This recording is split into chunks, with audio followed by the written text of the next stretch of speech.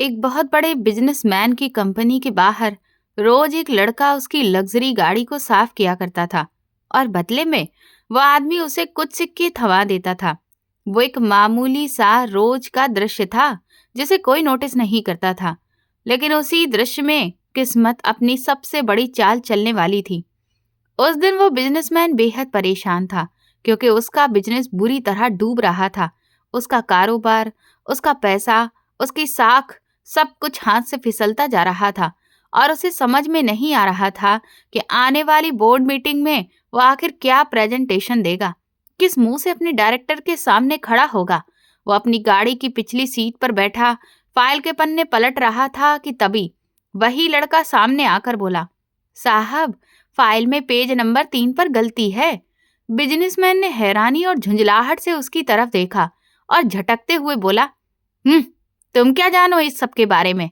लेकिन जब उसने अनमने मन से फाइल में पेज नंबर 3 पर नजर डाली तो उसके पैरों तले जमीन खिसक गई, क्योंकि वहां वाकई एक ऐसी बड़ी गलती थी जिसे पकड़ पाना हर किसी की बस की बात नहीं थी, बल्कि सिर्फ किसी जीनियस की ही नजर वहां तक जा सकती थी।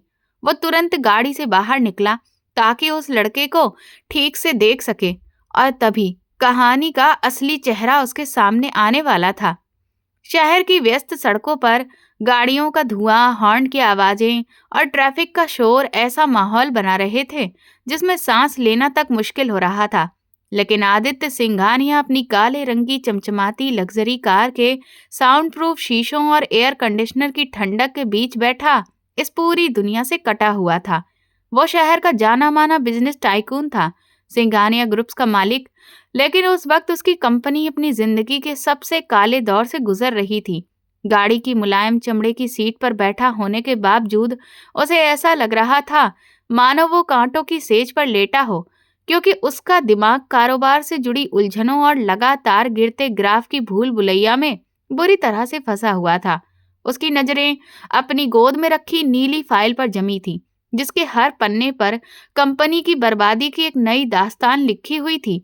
अगले दिन सुबह होने वाली बोर्ड मीटिंग उसकी जिंदगी का सबसे अहम मोड़ बनने वाली थी, जहां उसे उन कॉम्पिटिटर्स का भी सामना करना था जो गिद्धों की तरह उसके दिवालिया होने का इंतजार कर रहे थे ताकि कौड़ियों के भाव उसके पिता की मेहनत से खड़े किए गए इस पारिवारिक कारोबार को खरीद सके। आदित्य अच्छी तरह जानता था कि अगर उसने उस मीटिंग में कोई अजूबा नहीं दिखाया तो उसके पिता की उम्र भर की मेहनत मिट्टी में मिल जाएगी। वो फाइल के पन्ने पलट रहा था, लेकिन शब्द उसकी आंखों के सामने नाच रहे थे और उसका दिमाग किसी एक बात पर टिक ही नहीं पा रहा था। इसी उधेड़बुन में गाड़ी एक सिग्नल पर रुकी और बाहर की दुनिया की झलक शीशे के बेहद करीब आ गई। ये उसका रोज का रूटीन था कि जब भी उसकी गाड़ी ऑफिस के पास उस खास चौराहे पर रुकती तो एक लड़का जिसके कपड़े मैले कुचैले होते, हाथों में एक पुराना गंदा कपड़ा और पानी की बोतल लिए गाड़ी की तरफ लपकता। आज भी वही हुआ। वो लड़का जिसकी उम्र मुश्किल से 24-25 साल रही होगी, लेकिन चेहरे पर वक्त से पहले आई संजीदगी और आंखों में अजीब सी वीरानी लिए वो तेजी से गाड़ी के पास आया और बिना पूछे ही सामने की स्क्रीन और शीशों को साफ करने लगा। आदित्य ने झल्लाहट में अपना सिर उठाकर उसे देखा। उस लड़के का नाम संजय था, लेकिन आदित्य के लिए वो सिर्फ उन हजारों गुमनाम चेहरों में से एक था जो शहर के फुटपाथों पर जिंदगी को घसीटते हैं।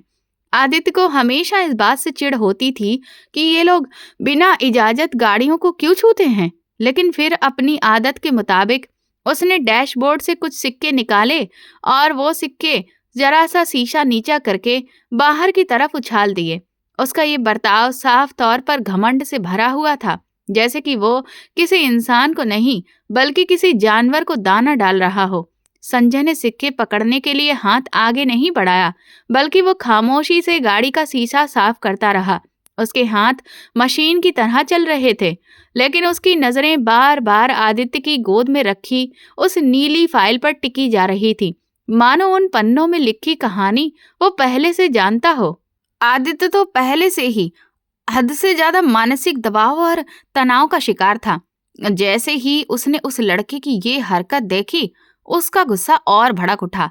उसने मन ही मन सोचा कि ये लड़का जानबूझकर देर कर रहा है। ताकि उससे वो और ज्यादा पैसे ऐंठ सके। आदित्य ने झुंझलाहट में हाथ हिलाकर इशारा किया कि वो यहाँ से चला जाए, लेकिन लड़का अपनी जगह पर डटा रहा। अचानक संजय ने शीशा साफ करना रोक दिया और बिल्कुल गाड़ी के शीशे के पास आ गया। आदित्य ने बेहद नागवारी और गुस्से के साथ शीशा थोड़ा और नीचे किया ताकि उसे डांट फटकार कर वहां से भगा सके। लेकिन इससे पहले कि आदित्य के मुंह से कोई शब्द निकलता, संजय की आवाज उसके कानों में पड़ी।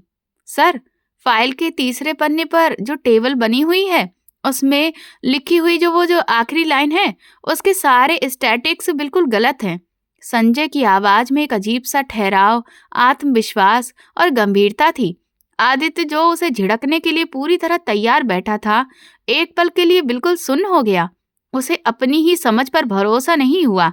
एक सड़क छाप लड़का जो गाड़ियों के शीशे साफ करके अपनी रोजी रोटी कमाता है, वो देश की सबसे बड़ी कंपनी के मालिक को उसकी प्रीमियम स्टैटिक्स फाइल की गलती बता रहा था। आदित्य का गुस्सा, जो पहले से ही उबल रहा था, अब फट पड़ा।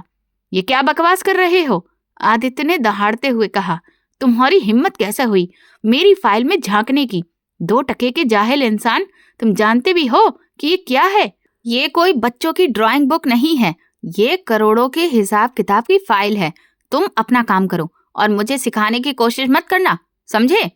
आदित्य का लहजा इतना तीखा, अपमानजनक और जहर से भरा हुआ था कि अगर उसकी जगह कोई और होता तो शायद शर्म से जमीन में गड़ जाता या डर कर वहां से भागकर खड़ा होता। लेकिन संजय के चेहरे पर डर की कोई परछाई तक नहीं थी, बल्कि उसकी आंखों में एक अजीब सा दुख और गहरा अफसोस उतर आया। उसने एक गहरी सांस ली और बेहद तमीज और संयम के साथ बोला, सर, मैं जानता हूँ कि मैं अपनी औकात से बढ़कर बोल रहा हूँ, लेकिन मेरा यकीन करिए, पेज नंबर 3 पर जो प्रॉफिट का अनुमान लगाया गया है, वो एक्सेल शीट में बिल्कुल गलत दर्ज है। अगर आप इसी हालत में ये फाइल बोर्ड मीटिंग में लेकर गए तो वहां मौजूद एक्सपर्ट्स इसे तुरंत पकड़ लेंगे और आपको बहुत ज्यादा शर्मिंदगी झेलनी पड़ेगी। मैंने बस इसलिए बता दिया ताकि आपका नुकसान ना हो। इतना कहकर संजय ने वे सिक्के जो कुछ देर पहले आदित्य ने झुंझलाहट में जमीन पर फेंक दिए थे, सड़क से उठाए और उन्हें आदित्य की गाड़ी के डैशबोर्ड पर बड़े ही सलीके से रख दिया। फिर बिना कुछ कहे खामोशी से पीछे हट गया। इसी बीच सिग्नल खुल चुका था और पीछे खड़ी गाड़ियों के हॉर्न तेजी से बजने लगे थे। आदित्य ने गुस्से और बेचैनी में गाड़ी को गियर में डाला और तेजी से आगे बढ़ा दी। उसका दिल असामान्य रूप से तेज तेज धड़क रहा था और माथे पर पसीने की बूंदें उभर आई थीं। वो लगातार यही सोचता रहा कि ये कैसा अजीब लड़का था जिसने भीख लेने से इनकार कर दिया और उल्टा उसे ही एक अहम सलाह देकर चला गया। आदित्य का दिमाग बार बार उस लड़के की बातों की तरफ लौट रहा था। उसने खुद को समझाने की भरसक कोशिश की कि एक अनपढ़ सा दिखने वाला लड़का इतनी जटिल बैलेंस शीट को कैसे समझ सकता है। क्या यह सिर्फ एक तुक्का था या फिर वो मुझे बेवकूफ बनाकर पैसे बटोरना चाहता था? लेकिन फिर संजय की आंखों में झलकता वो भरोसा, उसकी आवाज का आत्मविश्वास और उसका प्रोफेशनल अंदाज आदित्य को भीतर तक बेचैन करने लगा। आखिरकार वो ऑफिस जाने की बजाय गाड़ी को सड़क के किनारे पार्क करने पर मजबूर हो गया। उसके हाथ हल्के हल्के कांप रहे थे जब उसने दोबारा फाइल उठाई और पेज नंबर 3 खोला। पहली नजर में तो सब कुछ बिल्कुल ठीक ही लग रहा था, क्योंकि उसमें दी गई सारी डिटेल उसके फाइनेंस मैनेजर द्वारा तैयार की गई थी और जिन्हें उसने खुद भी कई बार ध्यान से चेक किया था। वो खुद पर हंसते हुए बुदबुदाया, मैं भी कितना पागल हूँ जो एक सड़क छाप लड़के की बात को इतनी गंभीरता से ले रहा हूँ। लेकिन तभी उसकी नज़र सबसे नीचे वाले कॉलम पर टिक गई, जहाँ एक्यूमुलेटेड प्रॉफिट का बैलेंस निकाला गया था। आदित्य ने कैलकुलेटर निकाला और दोबारा हिसाब लगाना शुरू किया। जैसे जैसे वो अंकों को जोड़ता घटाता गया, उसके चेहरे का रंग उड़ता चला गया। माथे पर ठंडे पसीने की बूंदें साफ दिखाई देने लगीं।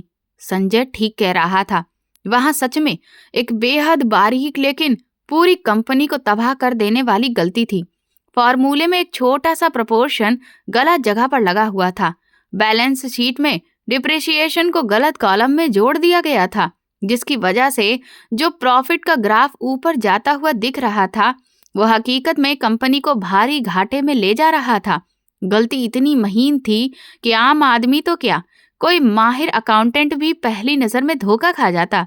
लेकिन वो लड़का जो चलती गाड़ी के बाहर खड़ा होकर शीशे के पास से उल्टी पड़ी फाइल को देख रहा था, उसने कुछ ही सेकंड्स में ये गलती कैसे पकड़ ली? आदित्य के पैरों तले से जैसे जमीन खिसक गई। अगर वो यही प्रेजेंटेशन अगले दिन बोर्ड के सामने रख देता तो उसके सारे कॉम्पिटिटर्स उसे कच्चा चबा जाते और उसकी सालों की बनाई साख हमेशा के लिए मिट्टी में मिल जाती। उस लड़के ने अनजाने में आज आदित्य की पूरी जिंदगी बचा ली थी। आदित्य को अपनी बदतमीजी, घमंड और जल्दबाजी पर गहरी शर्मिंदगी महसूस हुई। उसने मन ही मन सोचा कि उसने एक हीरे को पत्थर समझकर ठुकरा दिया, जिसने उसे डूबने से बचा लिया। अब उसे साफ एहसास हो गया था कि वो लड़का कोई साधारण भिखारी नहीं हो सकता। इतनी गहरी समझ और इतना तेज दिमाग किसी आम इंसान का नहीं हो सकता। आदित्य ने बिना एक पल गवाए अपनी गाड़ी को यू टर्न में लिया और उसी सिग्नल की तरफ तेजी से लौट पड़ा। उसका दिल जोर जोर से धड़क रहा था। उसे हर हाल में उस लड़के को ढूंढना था, सिर्फ धन्यवाद कहने के लिए नहीं, बल्कि ये जानने के लिए भी कि आखिर वो है कौन। जब वो सिग्नल पर पहुंचा तो वहां गाड़ियों की भारी भीड़ लगी थी, मगर वो लड़का कहीं नजर नहीं आया। आदित्य ने गाड़ी सड़क किनारे पर ही छोड़ दी और पागलों की तरह बाहर निकल आया।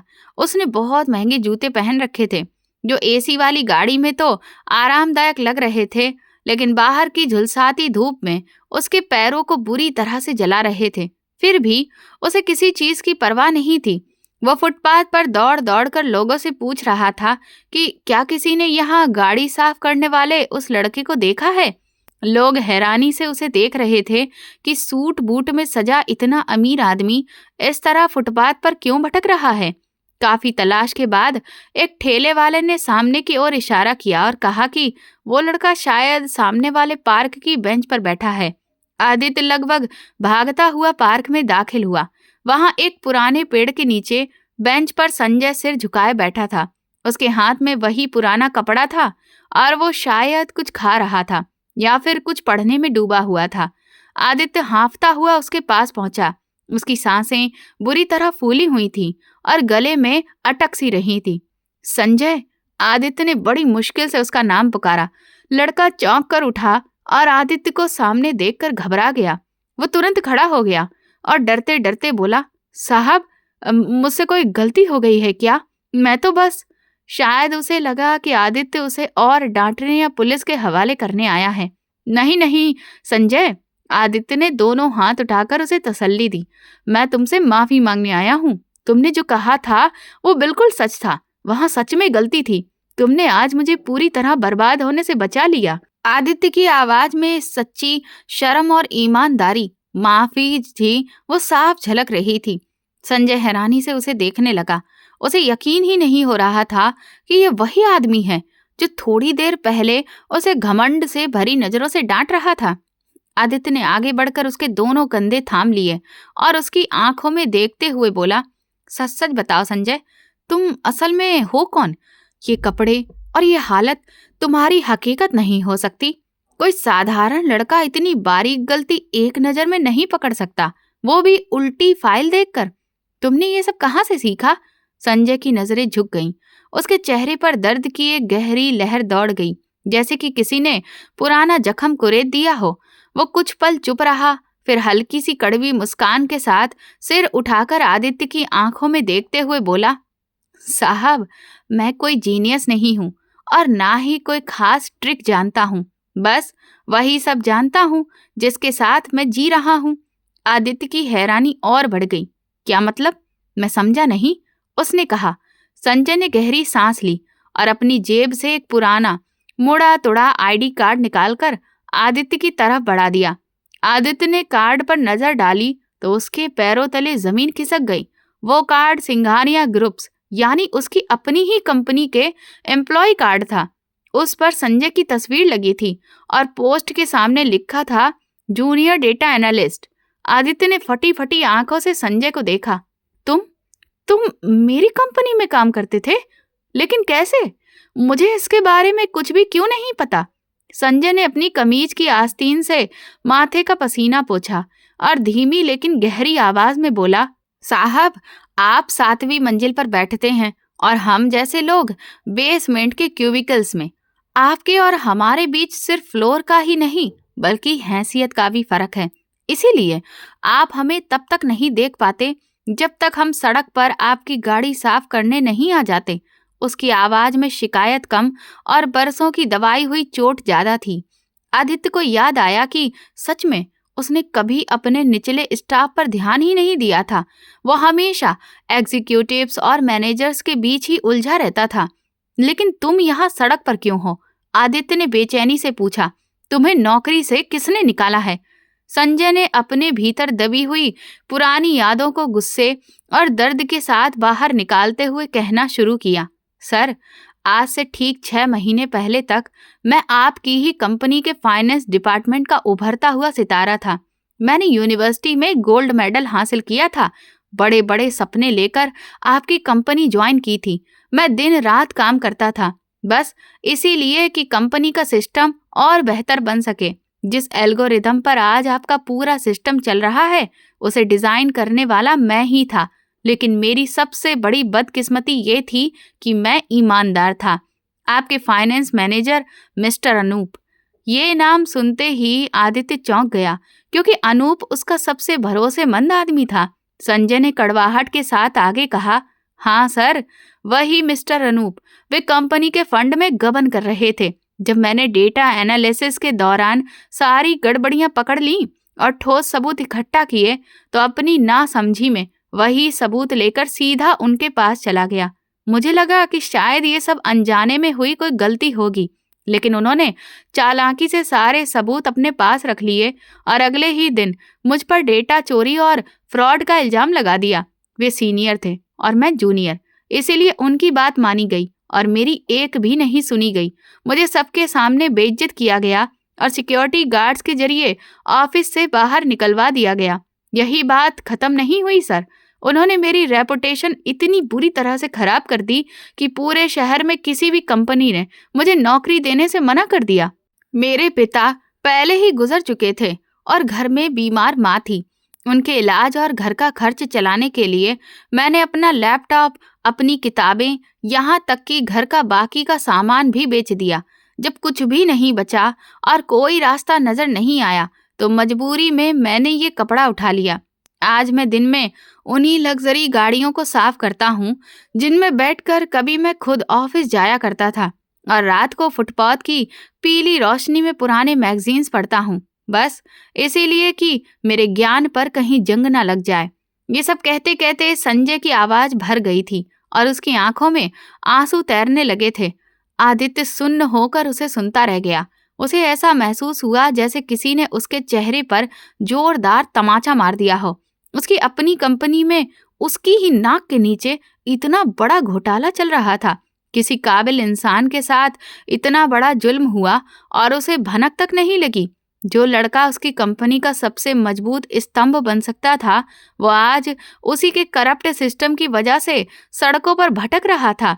आदित्य को अपने कीमती सूट और बड़ी गाड़ी से नफरत होने लगी। उसे एहसास हुआ कि असल में अंधा तो वो खुद था, जिसे इस चमक धमक में सच्चाई दिखाई ही नहीं दी। वो पूरी तरह संजय की होशियारी का कायल हो चुका था और समझ गया था कि यही वो लड़का है जो उसकी डूबती हुई कश्ती को किनारे तक पहुंचा सकता है। आदित्य की आंखों में एक नई चमक उभरी। वह आगे बढ़ा और संजय का हाथ थाम लिया। संजय हैरानी से उसे देखने लगा। आदित्य ने गंभीर आवाज में कहा, मुझे माफ कर दो संजय, मैं एक नाकाम लीडर साबित हुआ जो अपने ही कर्मचारियों को सुरक्षित नहीं रख सका। लेकिन अब ऐसा नहीं होगा। आज से तुम फुटपाथ पर नहीं बैठोगे। कल की मीटिंग में सिर्फ मैं ही नहीं जाऊंगा, बल्कि तुम मेरे साथ चलोगे। ये सुनते ही संजय घबरा गया। सर, लेकिन मैं वहां क्या करूंगा? वे लोग मुझे अंदर भी नहीं आने देंगे। आदित्य ने सख्त लहजे में कहा, वो मेरी कंपनी है और मैं देखना चाहता हूं कि तुम्हें रोकने की हिम्मत कौन करता है। तुम पूरा प्रेजेंटेशन तैयार करोगे और मुझे बताओगे कि सिस्टम को कैसे ठीक करना है। क्या तुम मेरी मदद करोगे अपनी ही कंपनी को बचाने के लिए? संजय की आंखों में एक ऐसी उम्मीद की चमक लौट आई जो शायद महीनों से बुझ चुकी थी। उसने आदित्य का हाथ और मजबूती से पकड़ लिया और सिर हिलाते हुए बोला, ठीक है सर, लेकिन मेरे पास पहनने के लिए अच्छे और ठीक ठाक कपड़े नहीं हैं। आदित्य हल्के से मुस्कुराया, ये मेरी जिम्मेदारी है। चलो उठो, हमारे पास वक्त बहुत कम है और काम बहुत ज्यादा। इतना कहकर आदित्य संजय को अपनी गाड़ी की तरफ ले चला, जहां से उन दोनों की जिंदगी का और सिंघानिया इंडस्ट्रीज के इतिहास का एक और नया पन्ना शुरू होने वाला था। सूरज ढल रहा था, लेकिन आदित्य को ऐसा महसूस हो रहा था जैसे उसकी जिंदगी में अब सचमुच सवेरा होने वाला है। आदित्य की गाड़ी शहर की सड़कों पर हवा से बातें करती हुई आगे बढ़ रही थी, मगर गाड़ी के अंदर एक अजीब सा गहरा सुकून छाया हुआ था। ऐसा सुकून जो शब्दों से ज्यादा भारी और महसूस होने वाला था। संजय, जो कुछ देर पहले तक फुटपाथ की धूल फांक रहा था, अब एक ऐसी पक्की और सम्मानजनक सीट पर बैठा था जिसका सपना उसके जैसे लोग देखना भी गुनाह समझते हैं। फिर भी उसकी आंखों में अब तक असुरक्षा का साया साफ दिखाई दे रहा था। वो बार बार अपने गंदे और पुराने कपड़ों को देख रहा था, जैसे कि उसे डर हो कि कहीं उसकी वजह से गाड़ी की महंगी सीटें खराब ना हो जाएं। आदित्य ने आंखों के किनारों से उसकी इस बेचैनी और घबराहट को महसूस कर लिया और उसके दिल में एक गहरी टीस उठी। उसने सोचा कि हालात भी कभी-कभी कितना बड़ा सितम करते हैं कि एक बेहद कीमती हीरे को भी पत्थर बनने पर मजबूर कर देते हैं। जब गाड़ी एक आलीशान बंगले के गेट से अंदर दाखिल हुई तो संजय की आंखें हैरत से फैल गईं। यह आदित्य का घर था, जो किसी महल से कम नहीं लग रहा था। आदित्य ने गाड़ी रोकी और इशारे से संजय को उतरने को कहा। संजय झिझकते हुए बाहर निकला। आदित्य ने घर के नौकरों को आवाज दी और साफ हिदायत दी कि संजय को गेस्ट रूम में ले जाओ। उसके लिए मेरे बेहतरीन सूट में से एक निकाल कर दो, और हाँ, उसके खाने पीने का पूरा इंतजाम भी होना चाहिए। संजय कुछ कहना चाहता था, लेकिन आदित्य ने हाथ उठाकर उसे रोक दिया और गंभीर लेकिन अपनेपन से भरे लहजे में बोला, अभी कोई बात नहीं संजय, पहले तुम फ्रेश हो जाओ, खाना खाओ, फिर हम अपनी जंग की तैयारी करेंगे। करीब 1 घंटे बाद जब संजय कमरे से बाहर निकला तो आदित्य उसे पहचान ही नहीं पाया। नहा धोकर और बेहतरीन कपड़े पहनने के बाद संजय की पूरी पर्सनैलिटी ही बदल चुकी थी। उसके चेहरे से धूल मिट्टी पूरी तरह साफ गायब हो गई थी और अब वो गरीबों के नकाब के पीछे छुपा हुआ नहीं, बल्कि कॉन्फिडेंस से भरा एक समझदार और सुलझा हुआ नौजवान लग रहा था। उसकी आंखों में वही बुद्धिमानी की चमक थी जो आदित्य ने पहली बार गाड़ी के शीशे के पार देखी थी। बस अब उसमें आत्मविश्वास की एक हल्की लेकिन मजबूत चमक भी जुड़ गई थी। आदित्य मुस्कुराया और उसे स्टडी रूम में ले गया, जो किताबों, कैमरों और महंगे महंगे कंप्यूटर सिस्टम से भरा हुआ था। आदित्य ने एक कुर्सी की ओर इशारा किया और खुद दूसरी तरफ बैठते हुए बोला, संजय, ये रात हमारी जिंदगी की सबसे लंबी रात होने वाली है। कल सुबह ठीक 9 बजे बोर्ड मीटिंग है और हमें ना सिर्फ उस गलती को सुधारना है, बल्कि ऐसा प्लान भी पेश करना है जो सबको हैरान कर दे। संजय ने सिर हिलाया और बिना समय गवाए लैपटॉप अपनी तरफ खींच लिया। जैसे ही उसकी उंगलियां कीबोर्ड पर पड़ी, उसका पूरा शारीरिक अंदाज ही बदल गया। अब वो कोई सहमा हुआ लड़का नहीं था, बल्कि एक ऐसा माहिर खिलाड़ी लग रहा था जो अपने असली मैदान में उतर चुका हो। काम शुरू होते ही वक्त का एहसास ही खत्म हो गया। संजय ने सबसे पहले फाइल खोली और आदित्य को दिखाते हुए बोला, सर, यहाँ देखिए, ये सिर्फ टाइपिंग की गलती नहीं है। उसकी आवाज गंभीर और भरोसे से भरी हुई थी। आदित्य झुककर स्क्रीन देखने लगा और संजय एक एक करके डाटा की परतें खोलने लगा। ये फॉर्मूला जानबूझकर छेड़ा गया है सर। अगर आप पिछले महीने की बैकअप फाइल देखें तो वहां पर सब कुछ बिल्कुल ठीक है, लेकिन कल रात ठीक 2 बजे सिस्टम में लॉगिन होकर इस खास सेल को पूरी तरह से बदल दिया गया है। आदित्य की आंखें गुस्से से लाल हो गईं और उसके मुंह से निकला, इसका मतलब ये सब एक साजिश थी ताकि मैं मीटिंग में सबके सामने बेइज्जत हो जाऊं? संजय ने सिर हिलाते हुए कहा, जी सर, और ये log in IT head mister Anoop की आईडी से हुआ है। ये सुनते ही आदित्य ने अपनी मुट्ठी कस ली। जिस इंसान पर उसने सबसे ज्यादा भरोसा किया था, उसी ने उसकी पीठ में खंजर घोंपा था। आदित्य गुस्से में खड़ा हो गया, लेकिन संजय ने बेहद शांति से कहा, सर, गुस्सा करने का ये वक्त नहीं है। सबसे बेहतरीन बदला यही होगा कि हम उनके वार को उनकी ही हार बना दें। मेरे पास एक आइडिया है। हम सिर्फ पुराने डाटा को ठीक नहीं करेंगे, बल्कि उन छुपे हुए फंड्स को भी सामने लाएंगे जिन्हें अनूप ने गबन करके ऑफशोर अकाउंट्स में छुपा रखा है और जो अभी कंपनी की बैलेंस शीट में हेर फेर के रूप में दिख रहे हैं। मैंने उनके खुफिया खातों का पता तभी लगा लिया था जब मैं वहां पर काम करता था। बस उस वक्त मेरे पास अथॉरिटी नहीं थी और अब आपके पासवर्ड से वो अथॉरिटी मुझे मिल जाएगी। पूरी रात वे दोनों बिना रुके काम करते रहे। कॉफी के न जाने कितने कप खाली हो चुके थे और कमरे में बस कीबोर्ड की टिक टिक और कागज पलटने की लगातार आती आवाजें माहौल को और गंभीर बना रही थीं। आदित्य बार बार संजय को देख रहा था और हैरान था कि उसका दिमाग किस कदर तेज और साफ चलता है। वो ना सिर्फ इन सब मामलों का माहिर था, बल्कि उसकी स्ट्रेटेजिक सोच भी कमाल की थी। उसी ने कंपनी को इस भारी मुसीबत से निकालने के लिए एक बिल्कुल नया बिजनेस मॉडल तैयार किया, जिसे उसने प्रोजेक्ट होप नाम दिया। जब सुबह की पहली रोशनी धीरे धीरे धरती पर फैलने लगी और खिड़की से धूप अंदर आने लगी, तब जाकर उनका काम पूरा हुआ। संजय कुर्सी की पीठ से टेक लगाकर बैठ गया। उसकी आंखें थकान से लाल हो चुकी थीं, लेकिन चेहरे पर जीत की हल्की सी मुस्कान और गहरा सुकून साफ झलक रहा था।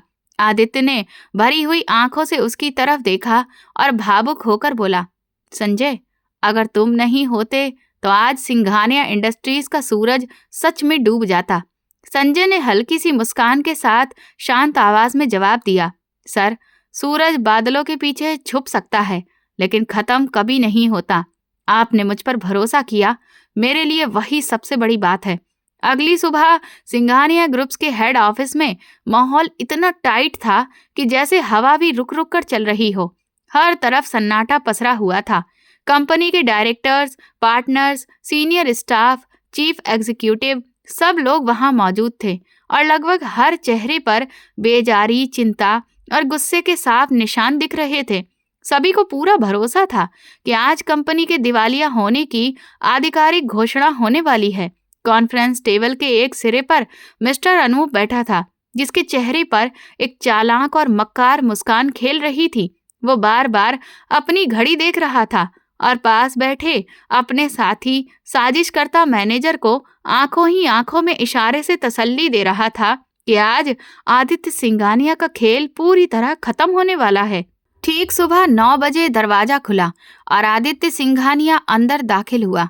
उसकी चाल में वो हार बिल्कुल नहीं दिख रही थी जिसकी सब उम्मीद लगाए बैठे थे, बल्कि उसके कदमों में एक राजा के जैसा कॉन्फिडेंस था।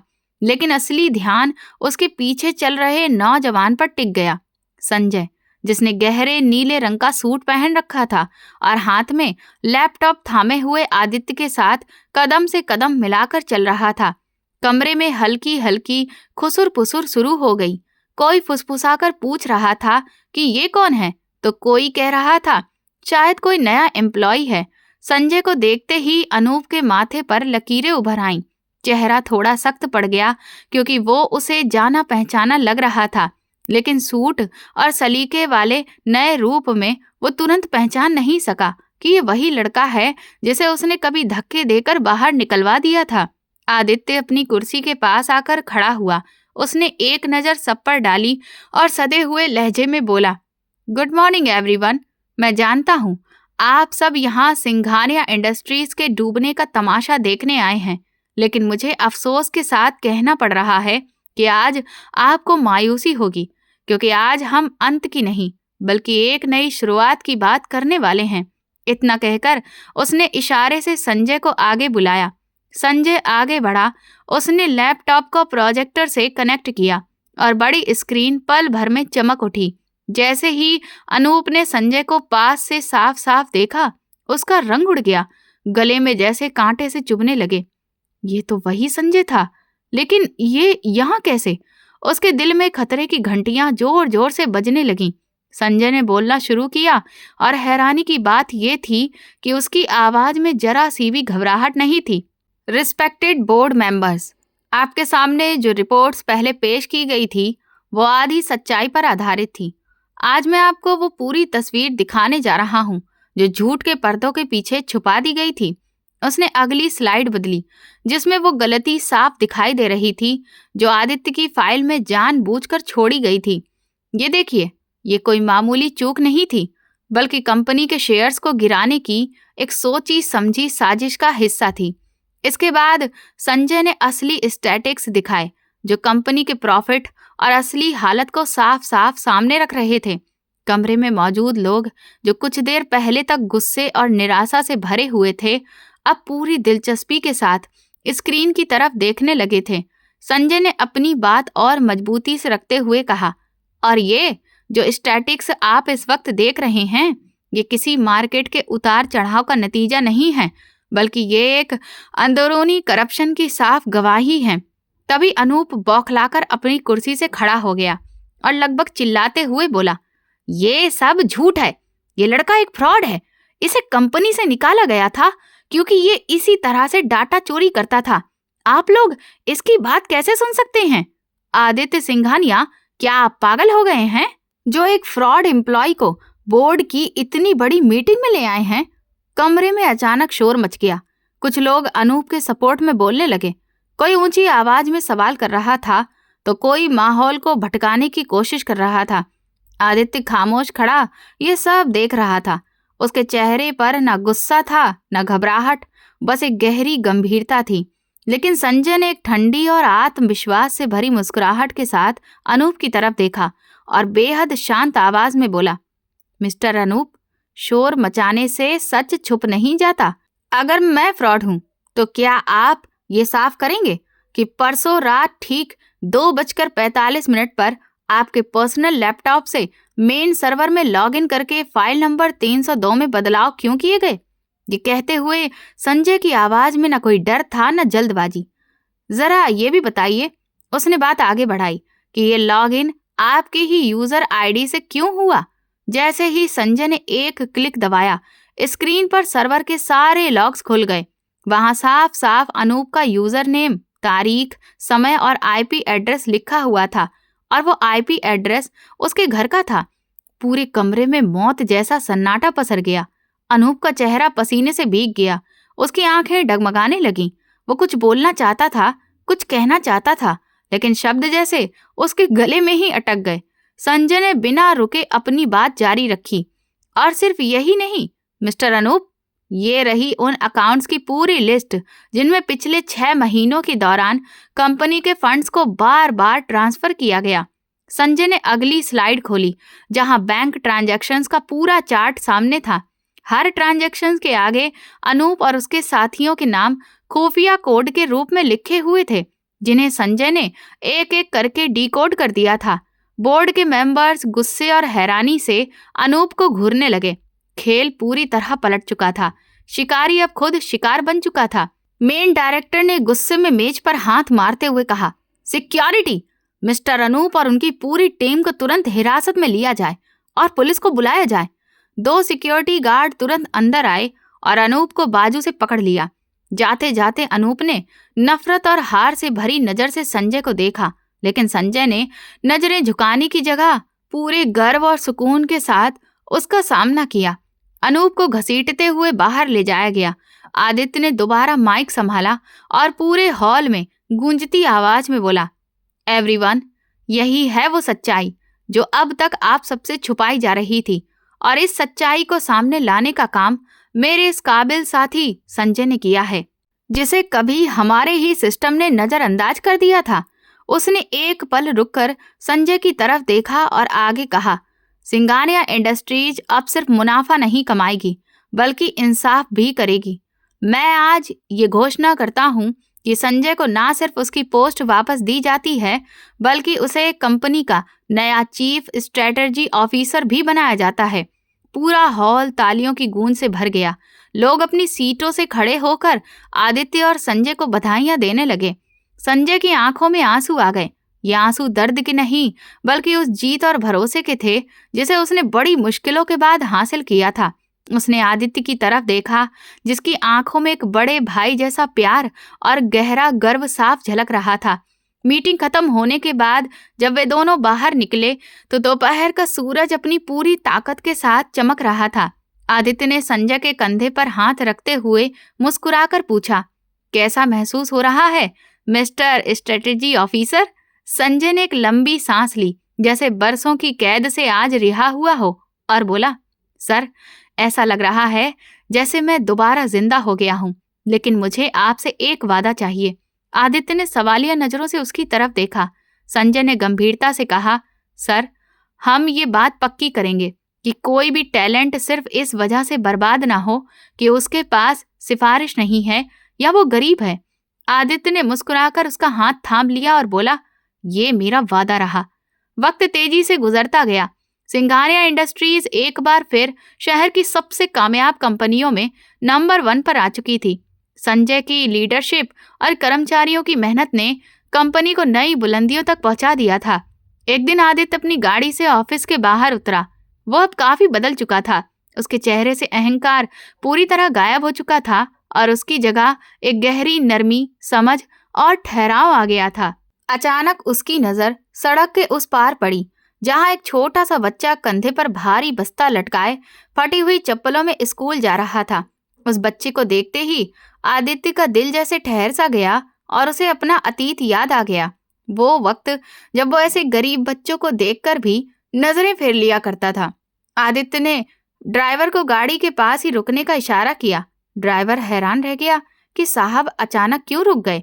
आदित्य ने अपनी जेब में हाथ डाला, कुछ पैसे निकालने की बजाय एक कार्ड निकाला और खुद सड़क पार करके उस बच्चे के पास चला गया। बच्चे ने उसे अपनी ओर आते देखा तो डर के मारे एक कदम पीछे हट गया। आदित्य तुरंत घुटनों के बल बैठ गया। हल्की सी मुस्कान के साथ बोला, बेटा डरो मत, क्या तुम पढ़ना चाहते हो? बच्चे ने उसकी आंखों में झांकते हुए मासूमियत से सिर हिला दिया। आदित्य ने वो कार्ड उसके हाथ में थमाते हुए कहा, अपने मम्मी या पापा से कहना कि इस नंबर पर कॉल करें। तुम्हारी पढ़ाई का सारा खर्च सिंघानिया फाउंडेशन उठाएगा। ये सुनते ही बच्चा खुशी से उछल पड़ा और भागता हुआ चला गया। आदित्य वहीं खड़ा उसे जाते हुए देखता रहा। तभी पीछे से कदमों की आहट आई। ये संजय था, जो अब बेहद कीमती कपड़े पहने हुए खड़ा था और उसके हाथ में एक फाइल थी। उसने पूरा नजारा देखा और हल्की मुस्कान के साथ बोला, आप लेट हो रहे हैं सर मीटिंग के लिए। आदित्य मुड़ा। उसके चेहरे पर सुकून भरी मुस्कान थी। उसने कहा, कुछ चीजें मीटिंग से भी ज्यादा जरूरी होती हैं संजय। तुमने मुझे सिखाया कि हीरे सिर्फ दुकानों में नहीं मिलते, कभी कभी वे फुटपाथ की मिट्टी में भी छुपे होते हैं। बस उन हीरों को पहचानने वाली नजर और आगे बढ़कर थाम लेने वाला हाथ चाहिए होता है। इंसान की कदर उसकी पोस्ट या उसके कपड़ों से नहीं, बल्कि उसके कैरेक्टर और उसकी समझदारी से होती है। दुनिया में न जाने कितने ही संजय ऐसे हैं जो सिर्फ एक मौके का इंतजार कर रहे हैं, और ना जाने कितने आदित्य ऐसे हैं जिन्हें अपनी आंखें खोलने के लिए किसी ठोकर की जरूरत पड़ती है। ये कहानी सिर्फ एक कंपनी की कामयाबी की नहीं, बल्कि इंसानियत की और उस असली हीरे की है जिसे आखिरकार उसका असली जौहरी मिल ही गया। दोस्तों, ये कहानी केवल शिक्षा और मनोरंजन के उद्देश्य से बनाई गई है, जो पूरी तरह से काल्पनिक है। इसमें वर्णित पात्र, घटनाएं और स्थान वास्तविक जीवन से कोई संबंध नहीं रखते। किसी भी व्यक्ति, समाज या वर्ग की भावनाओं को ठेस पहुंचाने का उद्देश्य नहीं है।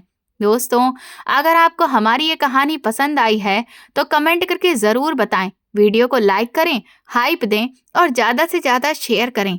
चैनल पर नए हैं तो सब्सक्राइब करें और नोटिफिकेशन बेल को दबाएं ताकि अगली अपडेट सबसे पहले आपको मिले। धन्यवाद।